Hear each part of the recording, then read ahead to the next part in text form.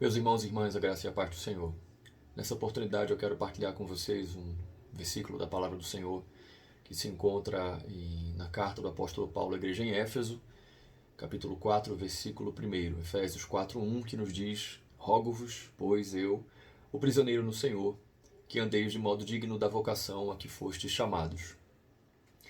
Essa carta é uma grande bênção de Deus à sua igreja. O apóstolo Paulo inicia a sua fala à igreja da cidade em Éfeso, tratando sobre algumas questões muito importantes. A base do seu ensino nos primeiros capítulos são a grande quantidade de bênçãos que nós adquirimos em Deus através da pessoa do Senhor Jesus, e a principal delas é a nossa redenção. O apóstolo Paulo trata logo de evidenciar Cristo como o autor da nossa redenção e a proveniente bênção que nós temos em Deus por conta disso. Essa redenção é tão profunda e tão abençoadora para a igreja, para o povo de Deus, que o efeito dela é simplesmente transportar o povo de Deus de uma condição de morte espiritual, de condenação, para uma condição de vida. O Senhor nos dá vida. E esse poder, essa obra é tão magnífica, tão eficaz, que faz do povo judeu e do povo gentio, que antes eram separados por essa perspectiva religiosa, agora são um único povo diante de Deus.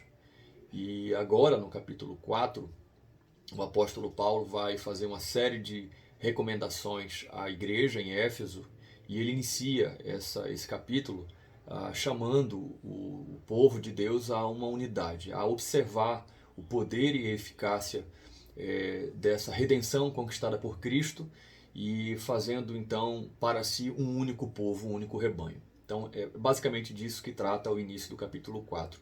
Mas eu quero chamar a atenção apenas ao versículo 1, que é um versículo conhecido da igreja, do Senhor, mas que traz um ponto muito importante, especialmente para os dias em que nós estamos vivendo. O apóstolo Paulo, ele faz um apelo solene, ele roga, ele faz não só um chamado, mas ele chama a atenção para aquilo que ele vai começar a falar à igreja em Éfeso. As recomendações que ele vai gastar no capítulo 5, 4, 5 e 6, ele faz esse chamamento solene já no versículo 1 do capítulo 4. E ele diz: Rogo-vos, eu sou prisioneiro no Senhor. Não é? Existia uma situação muito peculiar em que o apóstolo estava vivendo. Ele era prisioneiro domiciliar na cidade em Roma. Então a aplicação, o contexto dessa expressão é bem ampla, porque ele não só é prisioneiro político e religioso em Roma, mas também ele está apegado às verdades do Evangelho, ao ministério dado a ele e confiado a ele pelo Senhor Jesus Cristo. Então, ele ao mesmo tempo faz um chamado solene à igreja, e ele evoca a sua condição de apóstolo que ele já vinha trabalhando, que ele já vinha falando à igreja no capítulo 3. E ele diz que andeis de modo digno da vocação a que foste chamado. Como eu já disse, o contexto é de unidade. Ele vai começar então a falar sobre unidade com toda a humildade, mansidão. Mas eu quero aqui, irmãos, trazer uma aplicação bem prática para os nossos dias. A vocação a qual o apóstolo Paulo se refere, ela não é uma vocação que diz respeito só à unidade que a igreja deve ter. É uma vocação mais ampla. É a vocação que todo cristão recebe por essa obra eficaz de redenção através da pessoa do Senhor Jesus Cristo na cruz do Calvário. E o fato é que o apóstolo Paulo, ele não está chamando a igreja em Éfeso a começar a evidenciar as marcas de um verdadeiro crente nesse momento. O que ele está dizendo é: vocês precisam lembrar da vocação a qual vocês foram chamados a viver. E ao mesmo tempo vocês devem vocês devem intensificar essa vocação, a vivência dessa vocação, a partir dessa exortação que eu estou dando a vocês. O que isso tem a ver conosco nos dias de hoje, meus irmãos? Nós somos crentes, não é? Nós somos cristãos. E aquilo que o Espírito Santo de Deus está usando o apóstolo Paulo para falar à sua igreja em Éfeso é aquilo que ele fala a nós hoje. Não só no que diz respeito à unidade na fé, não é? Que é um dos aspectos do vivenciar, do viver cristão. Mas toda a vida do crente deve estar debaixo da vontade de Deus, e todo cristão e toda cristã genuínos deve buscar diante de Deus viver de maneira digna, segundo essa vocação a qual foi chamado. Veja, nós estamos vivenciando dias muito difíceis, E nós não podemos esperar que os ímpios eles deem mais bom testemunho do que nós. Por exemplo, nós não podemos esperar que o ministro da Saúde, não sei qual é a sua orientação religiosa, mas não podemos esperar que homens e mulheres que não são professamente cristãos, eles deem o melhor testemunho do que eu e do que você, meus irmãos.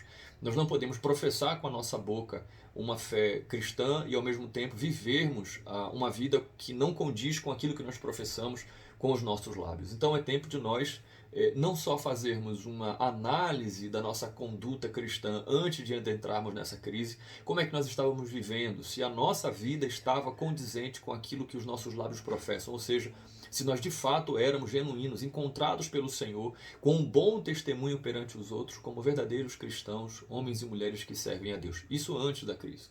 E também nós devemos atentar para o que nós estamos vivenciando agora. Precisamos policiar o nosso coração, precisamos colocar a nossa vida sob crivo da palavra de Deus e sabermos se temos sido encontrados por Deus como verdadeiros cristãos que vivem segundo a vocação a qual foram chamados. Como o Senhor tem nos visto diante de todos esses dias? Temos sido encontrados como justos que vivem pela fé, como homens e mulheres que de fato professam com seus lábios e creem no seu coração as verdades eternas da palavra de Deus? O Senhor tem encontrado em nós homens e mulheres que não ficam perdidos, divagando em seus pensamentos, mas que mantêm a sua mente cativa ao Senhor pela palavra do Evangelho?